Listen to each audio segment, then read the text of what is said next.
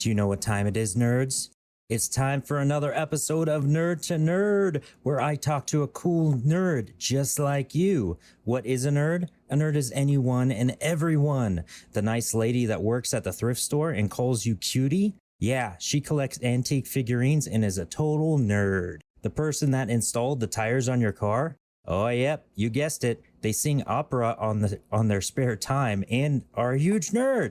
Your profession, your sexual preference, your appearance, none of that matters. All that matters is at least one passion. Today, I'm joined by Baluga of the Rollplayers Guild. This is a group of friends that get together, play D&D and Pathfinder. They not only stream on Twitch, they also make YouTube videos for the benefit of all of us.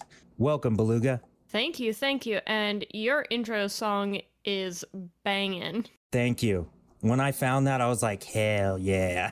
I love that. I had to dance to it. I'm doing it every time I play it. Yeah, I can imagine. Oh, yeah. So let's get into your group here. Now, I recently came across you guys from, the Twitter TTRPG world. It's kind of cool. So many cool people out there. So many. Now, how did your group come together and start playing? Well, one of the members is my husband. We were engaged at the time that we started. We're pretty much all, friends in real life. So, one member I went to high school with, another member, grew up, 2 houses down from my husband, and we're friends growing up, and it's just all of us met in real life situations, and we have been playing for on and off for about 7 years, most of us together the table. Yeah. Wow, that's a long run, especially for a group of D&D players. And it's been the same people? For the most part, me, my husband Dan, and Falcon, his real name is Alex, we all started together and have been doing it on and off for the 7 years. We have 2 other members who we started with who don't play as much anymore, but, we still get them at the table every once in a while. And one of our main members, Squeebs, is actually one of our newer members.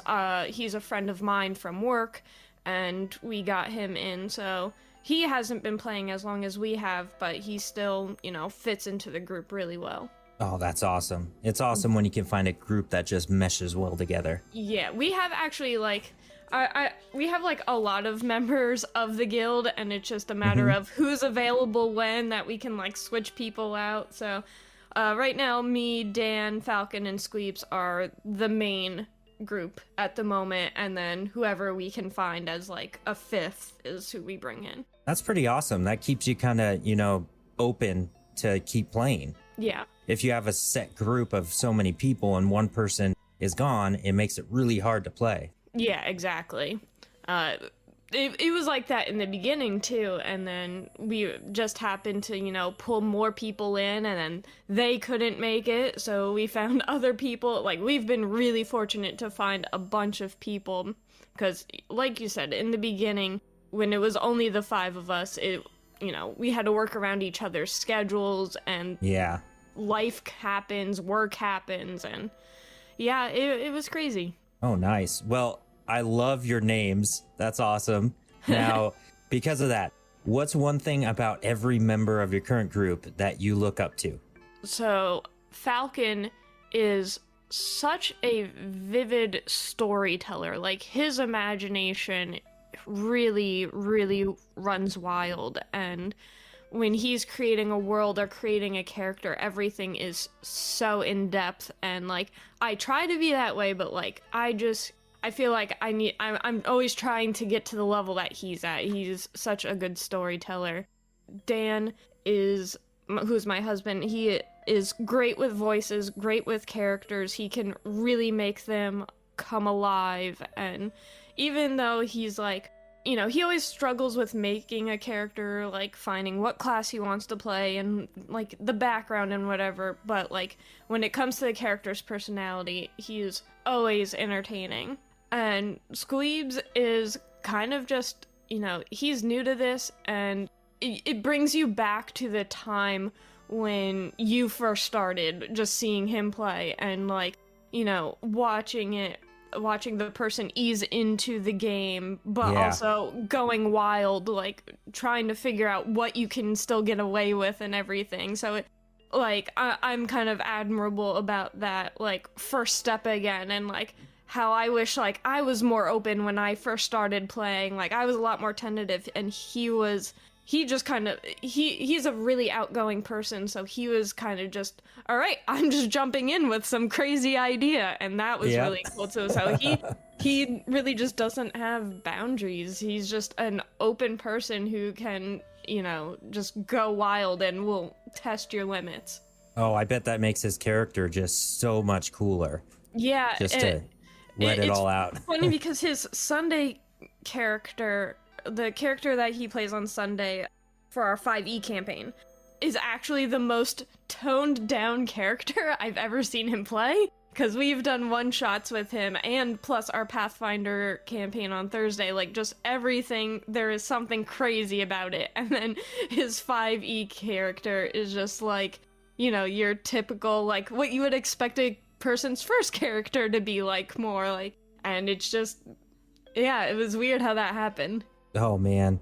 Your group sounds awesome. I love that. The storytelling, the characters, and then the outgoing. Oh, man. I love different people. I think it really helps that we know each other so personally, and some of us have known each other for years, and even though we haven't known Squeebs for as long as we've known each other, like, he still fits in well. I think it really helps to know people, like, personally, which is something that, unfortunately, you can't always get with, like, the online relationships, even though I've formed many friendships through the TTRPG community on Twitter. But it's just not the same as being at a physical table with friends who you've known for a while, who know your personalities, know your strong suits and whatnot, so. Yeah, so much cooler to be at a table, but yeah, I know how that is. It's been too long. Yeah. You have to do this online now. Mm-hmm. Tell us about your current campaigns. You said you do a Sunday and a Thursday? Yeah, so Thursday is our Pathfinder campaign, and Sunday is our 5e campaign. To start off with, the Pathfinder campaign on Thursday is actually coming to a close really soon. Not because we're almost finished, but because I was using a module, adventure path through Pathfinder, and it just wasn't what we were expecting out of it, what we were hoping for out of it, so we decided we're going to be ending that soon. Pretty much the premise was that they were fighting demons, and a crusade against demons had been happening on and off for years, and they got these mythic abilities that made them so powerful, and the only ones who could really fight these demons, and currently they are in the demon plane, the abyssal plane, trying to get an alliance with a demon in order to stop two other demon lords. So, oh man, yeah, that sounds like a lot. It sounds so fun, but one thing we've learned is that with the mythic paths that Pathfinder created, it makes the characters really overpowered, and just most foes don't stand a chance, and it just kind of has made combat not as fun. Okay. Because let me tell you, the players are seriously overpowered. I don't even think they are capable of dying anymore, so. Oh man. Yeah, that would get a little monotonous. Yeah. Yeah.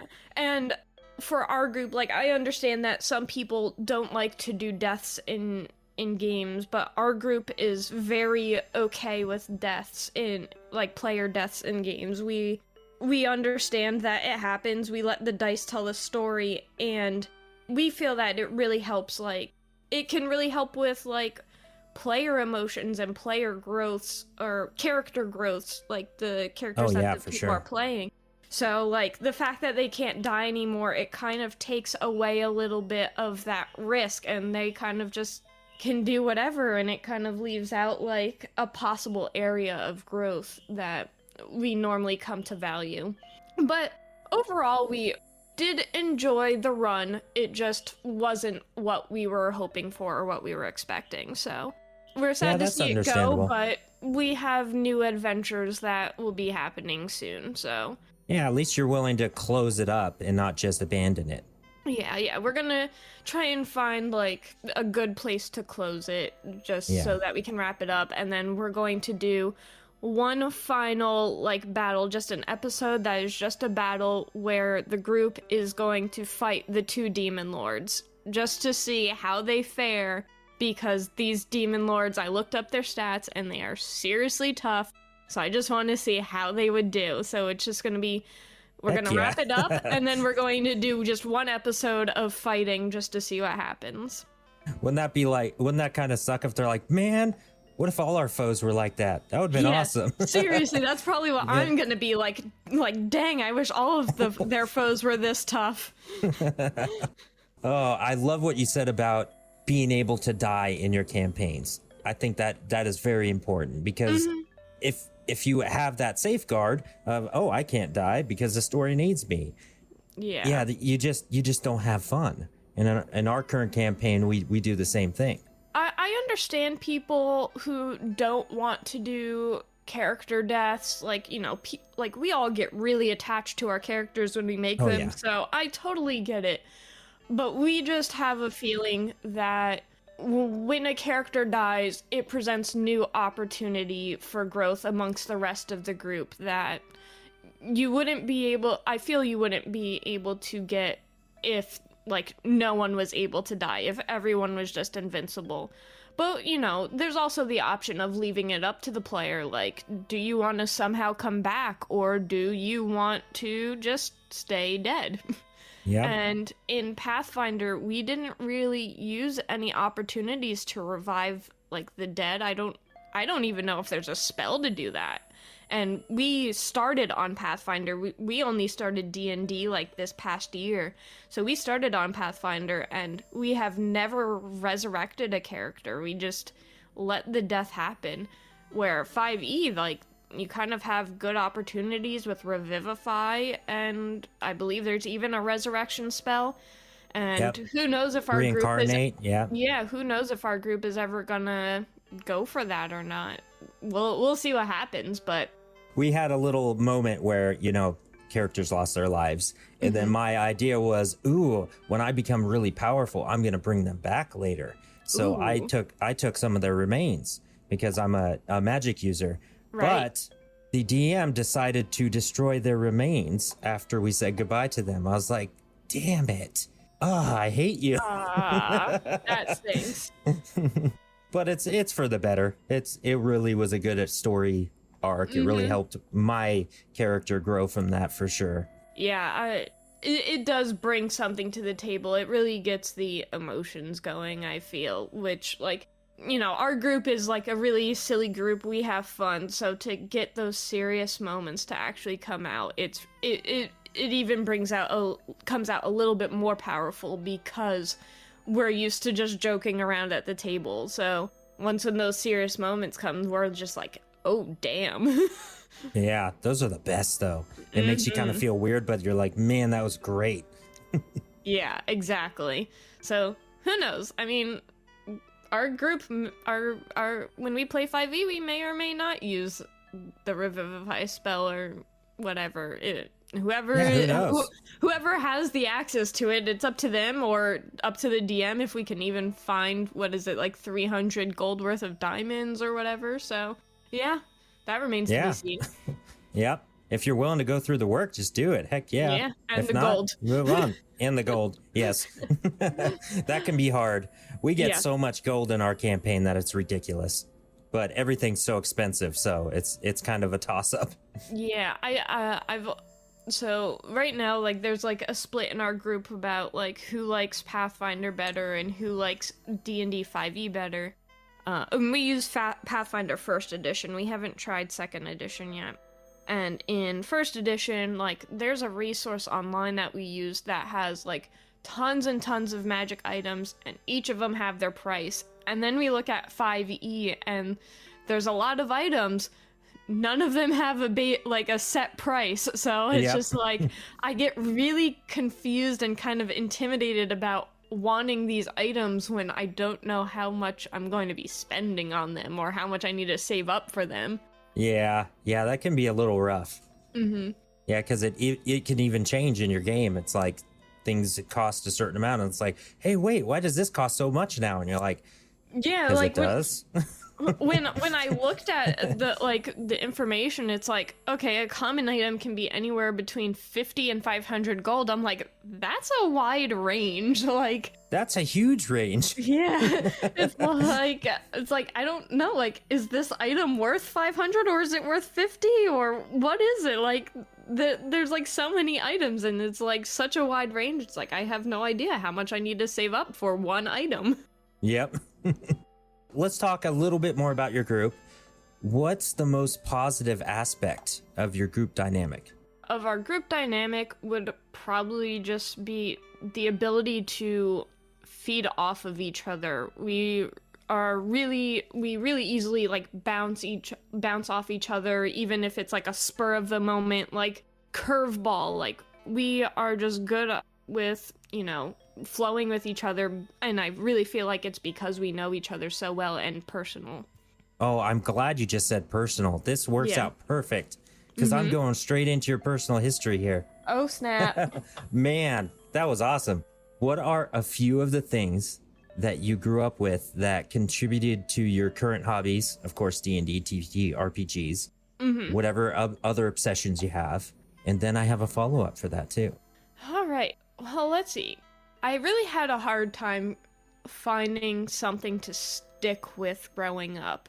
So, like, I didn't start reading until high school, and I did karate starting in middle school.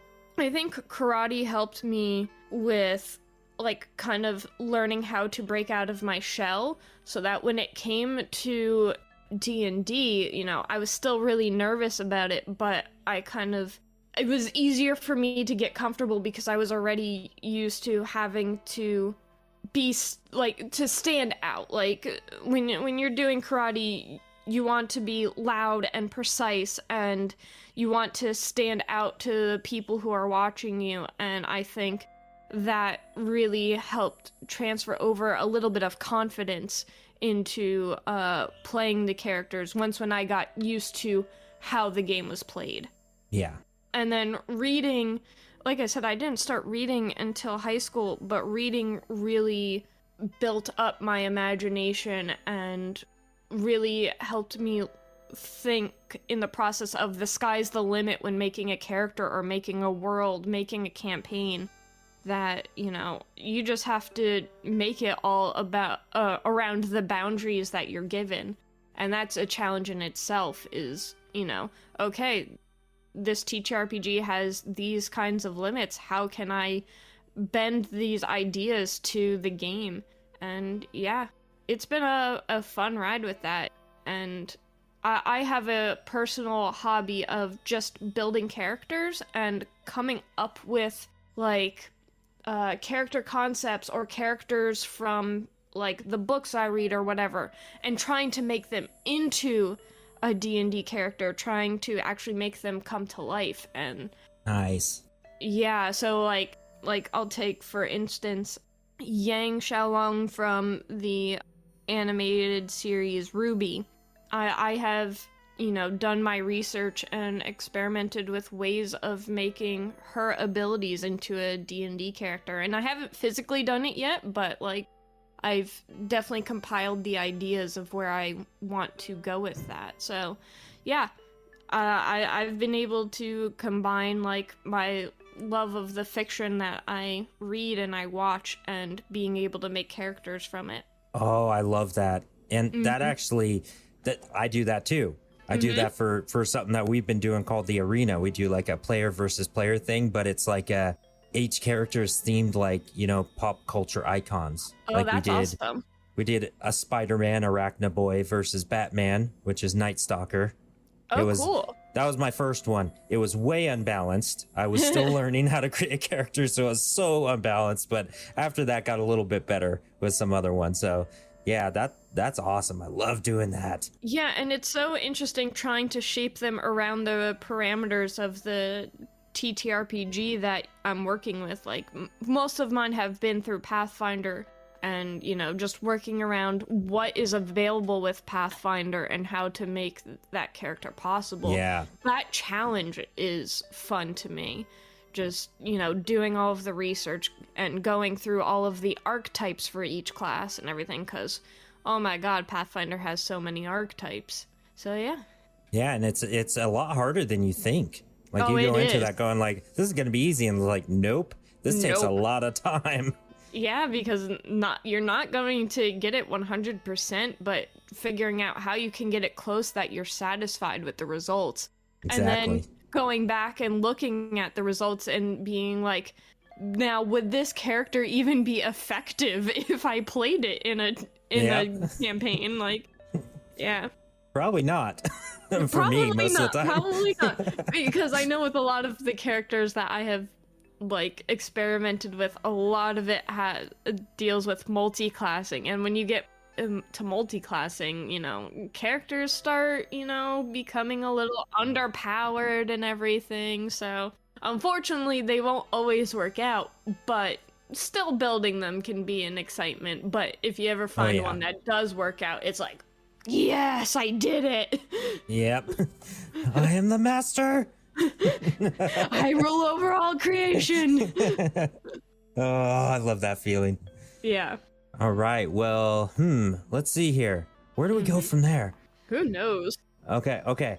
What are some other things that you love to do? I know you talked about reading, and was it high school or middle school? I'm sorry. Yeah, it was I missed that part. High school I started reading, middle school I started karate. Yep. Some other things that I do, I play a little bit of video games with my husband. I'm not a huge gamer girl, but, I find the occasional one that I like to play.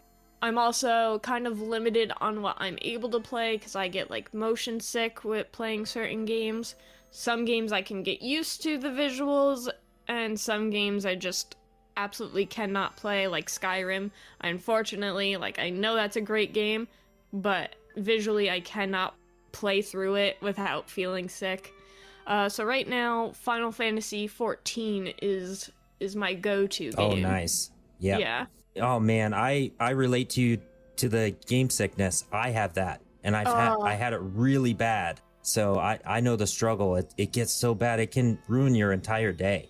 I think I got through like 5 minutes of Skyrim, or or right to the end of the tutorial maybe, and I was like, nope, I can't do this. It was hard for me to get through that too. I still haven't played that game a lot because of that. I want to so bad. Meanwhile, my husband's like borrowing like our friend's VR and trying it on VR, and I'm just like, I would absolutely just die in like 5 seconds if I tried it on that. Yeah, I do VR, but there's certain games that work. If you're like stationary and things are coming at you, that's fine. Like my go-to for that is Beat Saber. Yeah, that is I tried such a cool Beat game. Saber, and that actually wasn't that bad, luckily. Yeah, so, oh man. Well, I'm glad to hear that. I've never heard of anybody that had it as bad as me. Sometimes I could only play a few minutes, and then it would just be so bad. Like, I played Warframe for a while. I don't know if you've ever heard of that game.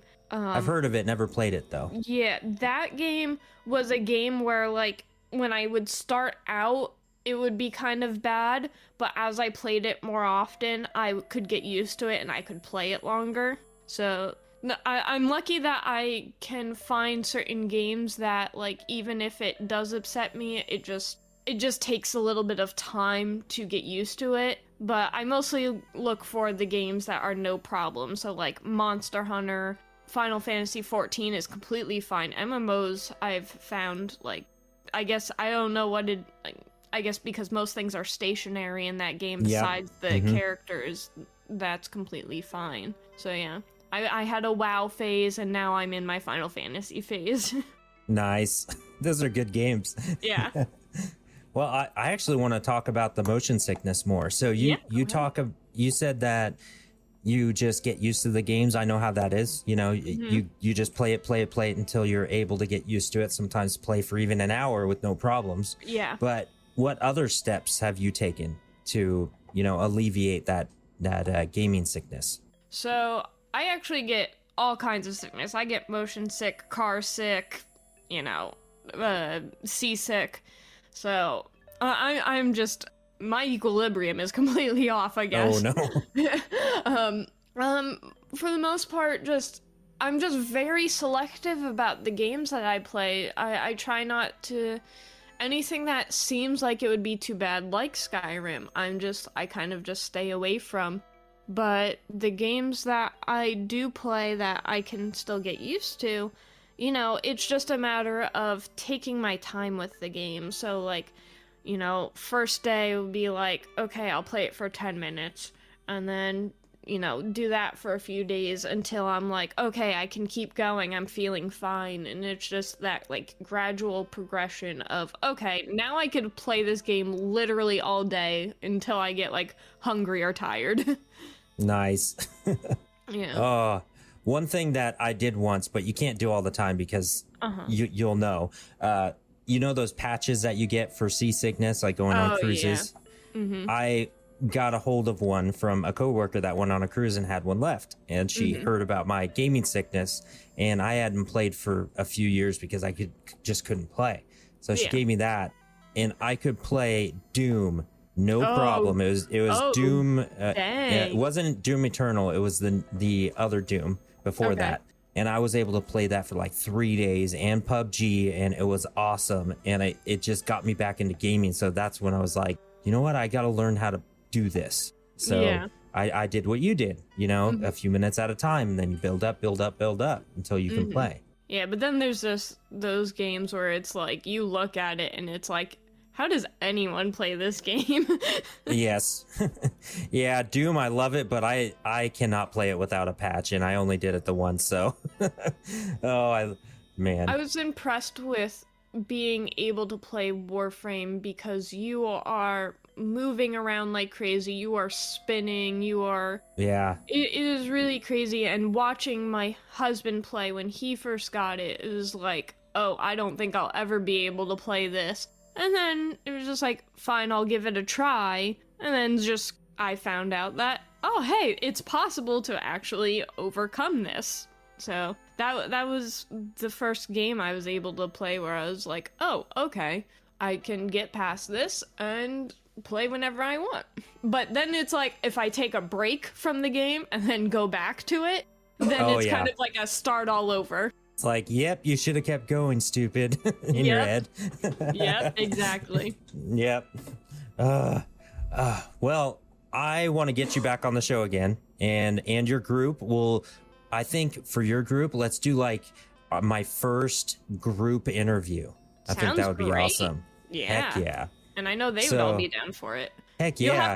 You'll have to deal with their rowdiness, but I'll try and keep them under control. Okay, you can try to moderate it, see what happens. Yeah. I'll crack the whip. All right, so before we get to our cool outro we talked about, tell us about how we can, as nerds listening to this, how we can find you on the internet, how we can connect with you, how we can, support you. Yeah. So, you can find us at twitch.tv/the Rollplayers Guild. That is ROLL instead of ROLE.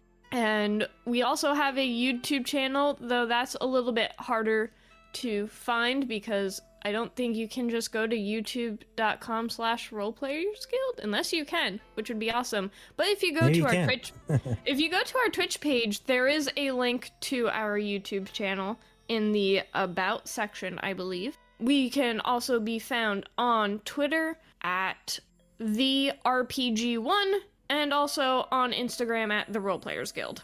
Awesome. We are all over. You will find us somehow. Yep, just type in your name, you'll find them eventually. Exactly.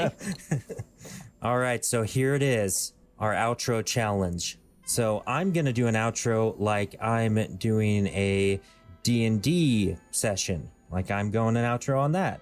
And then you're going to do an outro like you're doing an interview show. We're going to do a little swappy swap. Yep. All right. I'll just go ahead and go first. Okay. Here we go. Thank you for joining us for another spine-tingling, sweat-inducing, heart-thumping tale from deep within the void of existence itself. See you next time at the table. That's all I got. I was still really good. All right, so it's my turn. Am I doing it to this music too? I'm gonna have to try and do it without dancing. Yeah, right. just do it. Thank you for joining us on another episode of The ManNerd with your special guest, the Rollplayers Guild. And you get a dice, you get a dice, you get a dice! Oh, I love that. Where's my dice? I have my bag right next to me. Nice.